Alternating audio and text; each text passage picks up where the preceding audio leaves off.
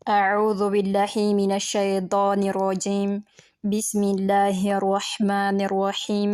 فلله حمد رب السماوات ورب الأرض رب العالمين، وله كبرياء في السماوات والأرض وهو العزيز الحكيم. وأصلي وأسلم على خير الحادي وسراج المنير وإمام المتقين، صلوات ربي وتسليمات عليه.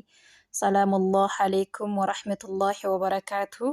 አሕበቲ ፊላህ እንዴት ናችሁልኝ? ደህና ናችሁ? ከኔ ጋር አልሐምዱሊላሂ ረቢል ዓለሚን።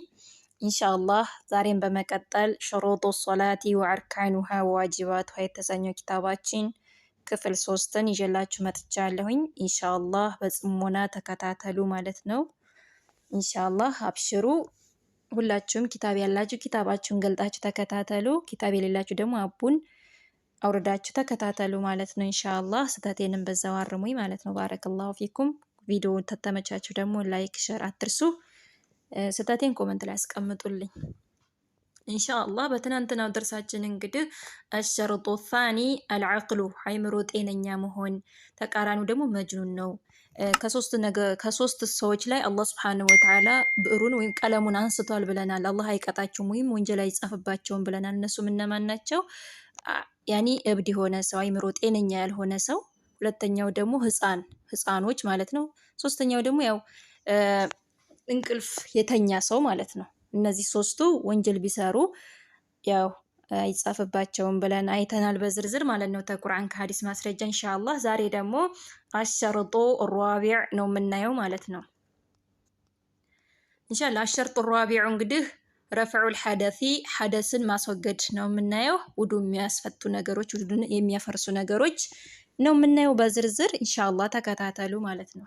መጀመሪያ መትኑን እናነባለን፣ ከዛም በመቀጠል ቃል በቃል እንፈስራለን። ቢስሚላሂ ራህማን ራሂም። በአላህ ስም እጅግ በጣም ሩህሩህ በጣም አዛኝ በሆነው ጀምራለሁኝ። አሸርጡ ራቢዑ ረፍዑል ሐደስ ወሁወ አልውዱኡ አልመዕሩፍ ወሙጂቡሁ አልሐደሱ وشروطه 10: الإسلام والعقل والتمييز والنية واستصحاب حكمها بأن لا ينوي قطعها حتى تتم طهارته، وانقطاع مجيب واستنجاء أو استجمار قبله، وطهورية ماء وإباحته، وإزالة ما يمنع وصوله إلى البشر، ودخول الوقت على من حدثه دائم لفرضه። እዚህ ድረስ ይበቃናል ማለት ነው። ለሁለት እንከፍለዋለን። አሸርጡ ራቢዕን ነገ አሸርጡ ራቢዕን እንጨርሳለን። ትልቅ ሶፍሐ ስለሆነ ማለት ነው ኢንሻአላህ። ናም አሸርጡ ራቢዑ አራተኛው ሸርጥ እንግዲህ የውዱ ወይም የሰላት ቅድመ ዝግጅቶች ስንት ናቸው ብለናል? 9 ናቸው ብለናል። ዛሬ አራተኛው ላይ ደርሰናል ማለት ነው። አሸርጡ ራቢዑ አራተኛው ሸርጥ፣ አራተኛው መስፈርት ቅድመ ዝግጅት የሶላት ረፍዑል ሐደሲ ሐደስን ማስወገድ ነው። ውዱ የሚያበላሽ ውዱ የሚያፈርስ ነገሮችን ማስወገድ ነው። እንግዲህ ሐደስ በሁለት ይከፈላሉ፣ ትንሹ ሐደስ እና ትልቁ ሐደስ በመባል ማለት ነው። ትልቁ ሐደስ ያው እንደ ጀናባ እንዲሁም የወሊድ ደም እና ሀይድ እንደዚህ እነዛ ይቆጠራሉ ማለት። ትንንሾቹ ደግሞ ያው ሽንትም ሆነ ምንም እሱ ትንንሾቹ ይባላሉ ማለት ነው፣ በውዱ የሚጠሩ ማለት ነው። እነዛ ደግሞ በትጥበት የሚጠሩ ማለት ነው። ወህወ እሱ ደግሞ ሐደስ የተባለ ወህወ እሱ ደግሞ ወህወ እሱም ደግሞ አልውዱኡ ውዱእ ነው። ውዱእ ደግሞ አልመዕሩፍ የታወቀ ነው ማለት ነው። ወሙጂቡሁ ግዴታ ነው። ወሙጂቡሁ ግዴታ ነው። አልሐደሱ ሐደስን የሚያበላሹ ውዱን የሚያበላሹ ነገሮችን ማስወገድ ግዴታ ነው ማለት ነው። ሐደስ ማለት ውዱ የሚያበላሽ ወይም የሚያፈርስ ነገሮችን ማስወገድ ማለት ነው። ወሹሩጡሁ ሽሩጦቹ ደግሞ ማለት ነው 10 ናቸው። የውዱ መስፈርቶች የውዱ ሸርጦች 10 ናቸው። ልክ የሶላት መስፈርቶቹ ሽሩጦቹ 9 ናቸው እንዳል፣ አሁንም ደግሞ የውዱ መስፈርቶች ግዴታዎቹ 10 ናቸው ማለት ነው። ሸሩጦቹ 10 ናቸው። በተከታታይ ይመጣሉ። አልኢስላሙ መጀመሪያውንም ሙስሊም መሆን አለበት። አንድ ሰው ውዱ ሲያረግ ሶላት ለመስገድ ሙስሊም መሆን አለበት። እንዲሁም ደግሞ ወልዐቅሉ አይምሮ ጤነኛ መሆን አለበት። ወተምቲዙ እንዲሁም ለአቅመ አዳም መሆን አለበት። ያው ተምቲዝ ማለት ያው ህፃን ብለናል፣ ለአቅመ አዳም መድረስ ማለት ነው። ወንየቱ ንያ ማድረግ አለበት፣ መነየት አለበት። ወስቲስሓቡ መሳብ አለበት፣ ሁክሚሃ ሁክሙን ማለት ነው። ቢአላ የንውዬ መነየት አለበት ማለት ነው። ንያውን ማሳመር አለበት። ቀጧዓሃ ላላቋርጣት ብሎ ሐታ እስከመቼ ተቲመ እስከሚጨርስ ጦሃረቱሁ ጦሐራውን እስከሚጨርስ ጉዳዩን ሳያጠናቅቅ አቋርጣታለሁ ብሎ መነየት የለበትም። ያኔ እጨርሳለሁ ብሎ መነየት አለበት። ያኔ ሁሉን ነገር እስከሚያጠናቅቅ ድረስ ማለት ነው። ያኔ ሶላቱን ሰግዶ ሁሉን ነገር አድርጎ ውዱ ቢፈታ ችግር የለውም ማለት ነው። እሺ ወንቂጣዑ ማቋረጥ ነው። ሙጂቢን ማቋረጥ ደግሞ ግዴታ ነው። ምንን ምሳሌ አንድ ሰው ሽንት እየሸና ሽንቱን ማንጠባጠብ የለበትም፣ አደራርቆ መሆን አለበት እንጂ ዝም ብሎ ብድግ ካለ ይንጠባጠባል፣ ይነጀሳል ማለት ነው። እነሱ ግዴታ የሆኑ ነገሮችን መቋረጥ አለበት ማለት ነው። መደራረቅ አለበት ማለት ነው።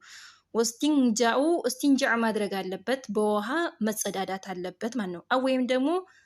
አው ደግሞ እስቲጅማር ማድረግ አለበት፣ ቀብለሁ በፊት ማለት ነው። ያኒ በውሃ ከመታጠቡ በፊት ወይም በወረቀት ወይም በድንጋይ መጸዳዳት አለበት። ከዛ በውሃ ቢታጠብ ጥሩ ነው ማለት ነው። ወጡሁርየቱ ንጹህ መሆን አለበት፣ ማኢን ውሃው ደግሞ ንጹህ መሆን አለበት ማለት ነው። ወኢባሐቱሁ ሐላል መሆን አለበት፣ ለውዱ የሚፈለግ ውሃ ንጹህ መሆን አለበት። ወይም ደግሞ ወኢባሐቱሁ የሐላል ውሃ መሆን አለበት፣ ያልተሰረቀ ማለት ነው። ወይም ከተሰርቆ የመጣ አይሆንም ማለት ነው። ያኔ የሐላል ውሃ መሆን አለበት፣ ያልተሰረቀ መሆን አለበት ማለት ነው።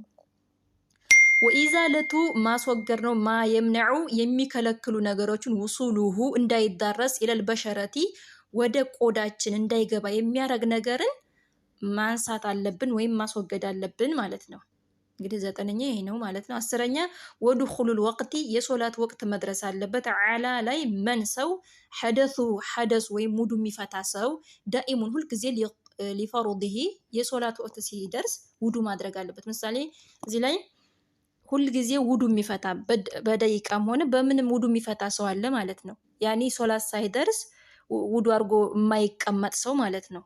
እንደዛ የሚቸገር ሰው ልክ የሶላት ወቅት ሲደርስ ወደ ውዱ አድርጎ መስገድ አለበት ማለት ነው። ያኔ ውዱ የማይቀመጥለት ሰው ውዱ 10 ጊዜ የሚፈታ ማለት ነው። እነሱ ያው ልክ ሶላት አዛን ሲል እሱም ታጥቦ ወዳው መስገድ አለበት ማለት ነው። ውዱ የማይቀመጥላቸው ሰዎች ስላሉ ማለት ነው። አላህ ይጠብቀን። ሀዛ ወላሁ አለም። ዛሬ እዚህ ድረስ ይበቃናል። 10ዎቹን የውዱ ግዴታዎች አይተናል። ነገ ደግሞ በዝርዝር ይመጣሉ ማለት ነው። እነዚሁ ወአማ ፍሩዱሁ ፈሲዳቱን የውዱ ግዴታዊ ደግሞ 6 ናቸው የሚለውን ነገ እናያለን ማለት ነው። ኢንሻአላህ ባላ ፍቃድ የዛሬው ደርሴ እዚህ ላይ ያበቃል። ስህተቴን ደግሞ አርሙኝ ኮሜንት ላይ። ወጀዛኩሙላሁ ኸይረን። ሀዛ ወላሁ አለም። ወሰላሙ አለይኩም ወረሕመቱላሂ ወበረካቱ።